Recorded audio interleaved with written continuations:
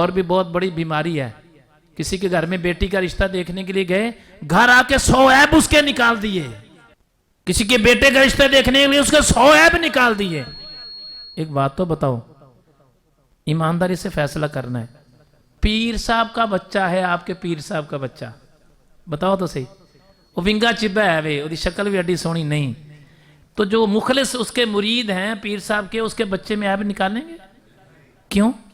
کیونکہ وہ پیران دا پتر ہے, پاویں وہ ونگا چبا ہے نا, پاویں وہ بدتمیز تھے, بد اخلاق ہے, لوگ اس کے عیب نکالتے کیوں بھلا؟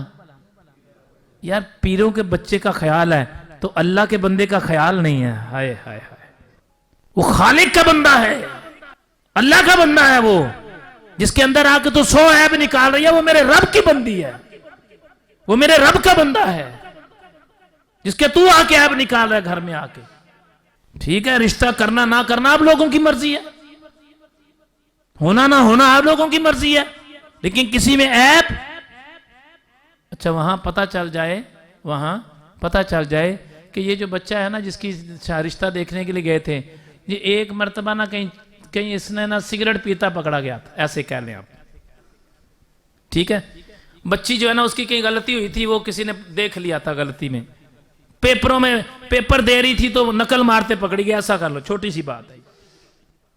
اب رشتہ دیکھنے کے لیے چلے گئے, سننا ذرا, رشتہ دیکھنے کے لیے چلے گئے. اب کیا ہوا جی, رشتہ دیکھنے کے لیے گئے, واپس ان کو ادھر ہی پتہ چل گیا جناب یہ پیپر دیتے ہوئے نقل مارتی پکڑی گئی تھی, یہ لڑکا پیپر دیتے ہوئے نقل مارتا پکڑا گیا تھا.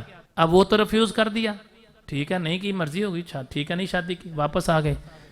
لیکن جب تک پورے پنڈ چ دس نہ دئیے, پورے ہلکے احباب میں بتا نہ دیں تو پیٹ کی درد ہی ختم. میں اتنے گئی, انہوں دی کڑی تے نقل مار دی پڑی گئی, تو اپنی لڑکی پتہ نہیں اللہ معاف کرے سٹیج پہ بیٹھ کے کسی کی بیٹی کے بارے میں کچھ نہیں کہنا چاہیے.